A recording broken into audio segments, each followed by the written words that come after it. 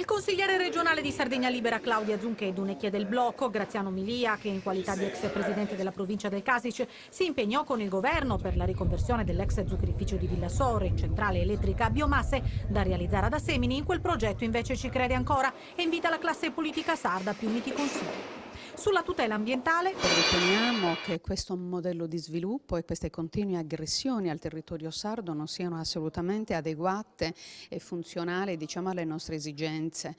Sono fortemente impattanti rispetto al territorio, con forti ricadute sulla salute delle nostre cittadinanze. In base al libro verde dell'energia dell'Unione Europea è considerato uno dei sistemi più ecocompatibili di produzione di energia. L'impianto, dice Milia, è a norma. Ha dovuto superare innanzitutto la caratterizzazione del terreno, che significa verificare se il terreno è inquinato.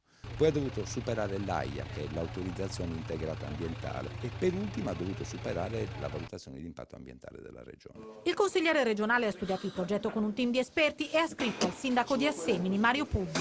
Abbiamo evidenziato delle incongruenze che sono veramente palesi, partendo proprio dal punto di vista dell'edilizia, quindi delle normative che vengono palesemente violate, e quindi noi chiediamo che il sindaco di Assemini blocchi i lavori.